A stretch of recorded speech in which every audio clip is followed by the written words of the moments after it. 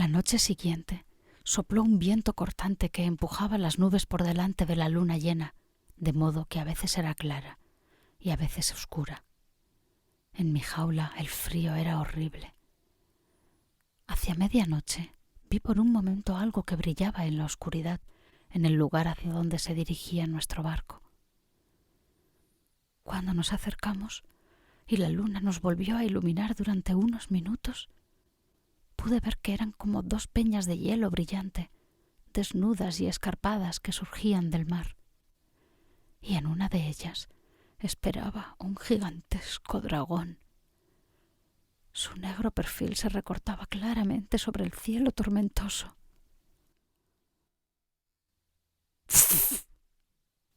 Resopló cuando el barco pirata ancló junto a él, lanzando una centella verde y una violeta por cada una de las ventanas de la nariz. ¿Tenéis algo para mí, muchachos? Ya lo creo, le gritó el capitán.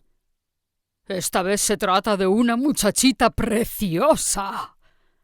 ¿Sí? Siseó el dragón y sonrió malicioso. ¿Qué es lo que queréis, en cambio, bribones? Lo mismo de siempre, contestó el capitán. Un barril de ron legítimo de Cumberland marca Gaznate de Dragón. Es el único ron del mundo lo bastante fuerte para mí y para mis amigos. Cuando tú quieras, nos iremos. Estuvieron un rato discutiendo y por fin el dragón entregó el barril de ron sobre el que había estado sentado y a cambio recibió de los piratas la jaula en que me hallaba yo. Se despidieron después de haberse puesto de acuerdo para el siguiente encuentro. Todavía se pudo oír durante un rato en medio del silbido del viento la canción de los 13. Luego el barco desapareció. El dragón cogió la jaula y la levantó en alto para contemplarme detenida y minuciosamente. Por fin dijo: «Bien, pequeña. Se han terminado para siempre las muñecas, la pereza, los paseos, las vacaciones y todas esas tonterías. Es hora de que empieces a conocer las penas de la vida». Envolvió mi jaula en una tela tan gruesa que no dejaba pasar la luz, de modo que me quedé en una oscuridad completa. No veía nada y casi no oía lo que pasaba en el exterior. Al principio parecía que no sucedía nada. Yo esperaba y me preguntaba si el dragón me habría dejado sola. Pero entonces, ¿para qué me había cambiado por un barril de ron? No sé cuánto tiempo duró mi espera porque me dormí. Quizá os parezca raro que encontrándome en una situación tan angustiosa me durmiera, pero tenéis que pensar que desde el momento en que los piratas me raptaron no había cerrado los ojos por el miedo y también por el viento y el frío. Debajo de aquel trapo todo estaba oscuro y hacía calor. Por eso me dormí. De pronto desperté. Oía un ruido ensordecedor. No os podéis imaginar lo que era aquella vibración, aquel estridor y aquel jaleo. Además empezaron a sacudir mi jaula, llevándola de un sitio a otro, para arriba y para abajo, hasta que mi estómago se sintió como si estuviera en unas montañas rusas. Esto duró una media hora y terminó de repente. Durante un rato todo permaneció en silencio. Luego noté que volvían a dejar mi jaula en el suelo. Quitaron el trapo y cuando miré a mi alrededor... No os hace falta que os lo cuente porque todos habéis conocido la casa de la señora maldiente. Lo único que me consolaba era no estar sola en mi desgracia, puesto que había otros niños en las mismas condiciones en que estaba yo. Bueno, ahora no hay mucho más que contar. La vida que empezó entonces era terriblemente monótona y triste. Nos sentábamos cada día desde la mañana hasta la noche en los bancos. Y atados allí, teníamos que leer, escribir, hacer cuentas y aprender otras cosas. Yo salía bastante bien librada porque ya sabía leer, escribir y hacer cuentas, como todos los niños chinos de mi edad. pero mis compañeros lo tenían que aprender casi todo, y el dragón los martirizaba muy complacido. Cuando no estaba de buen humor, y esto ocurría casi siempre, daba lo mismo que hiciéramos faltas o no, porque igualmente nos chillaba y nos pegaba. Cuando se hacía de noche, el dragón soltaba las cadenas de los bancos y nos llevaba a empujones al dormitorio. Casi nunca nos daban de cenar, porque la señora maldiente encontraba cada día motivos para mandarnos como castigo a la cama sin cenar. No podíamos hablar entre nosotros, ni siquiera en voz baja. Estaba terminantemente prohibido. El dragón se sentaba cada noche junto a la puerta hasta que estaba seguro de que nos habíamos dormido. Pero una noche conseguí engañarle. En cuanto se hubo ido, me levanté. Mi cama estaba junto a la pared de la fachada. Me subí a la cabecera y miré por el agujero de la roca.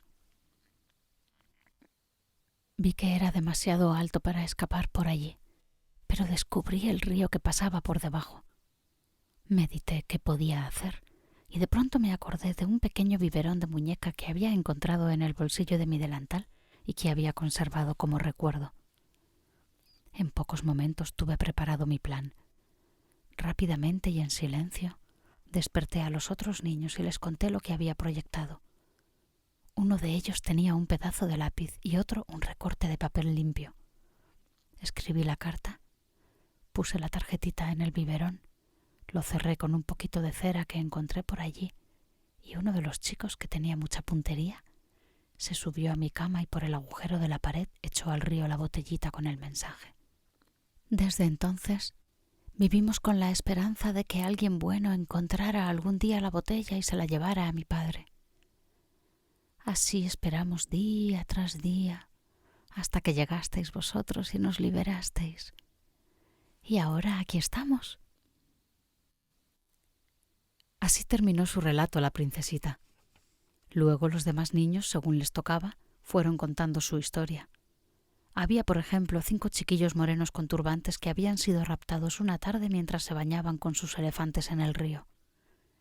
El pequeño Piel Roja, en cambio, se había alejado demasiado cuando pescaba en el mar con su canoa. El esquimal estaba en un iceberg en el que se dirigía al Polo Norte para visitar a una tía abuela. Otros niños viajaban en transatlánticos que habían sido asaltados por los piratas en alta mar. Todo el dinero, las joyas, los objetos de valor y los niños se los llevaron los piratas a su barco y luego hundieron con los pasajeros el transatlántico desvalijado. Esos 13 eran ciertamente unos desalmados y unos bárbaros. Las aventuras de los niños eran muy distintas unas de otras, pero en cuanto llegaban a las peñas heladas, a todos les sucedía lo mismo que a la princesita Lizzie. Ninguno, sin embargo, pudo decir cómo llegaron a la casa de piedra del dragón.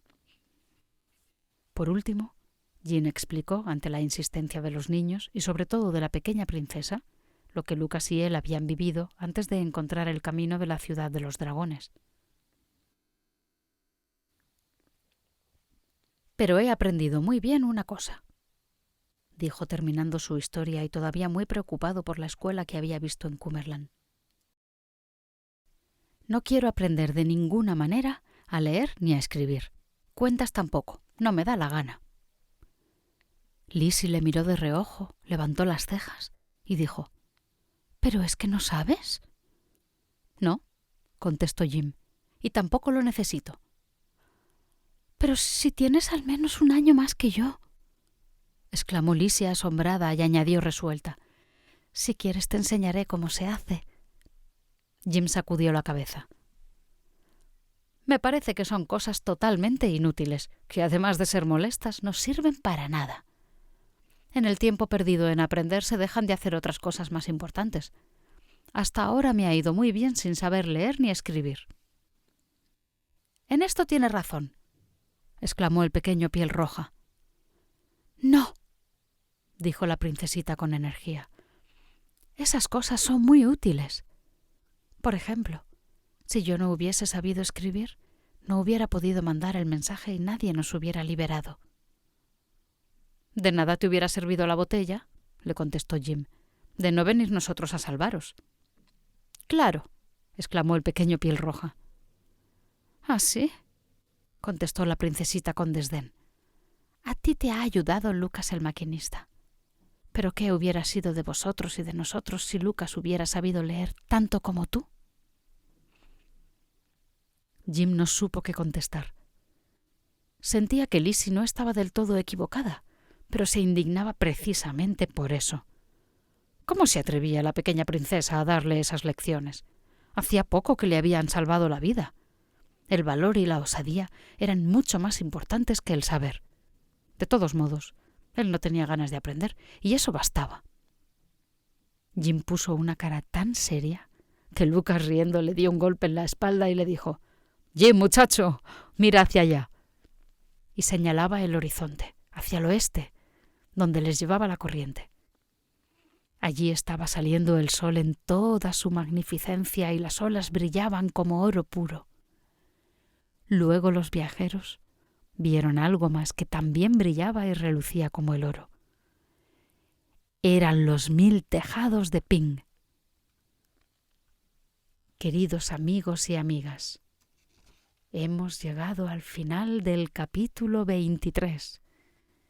¡Hasta mañana!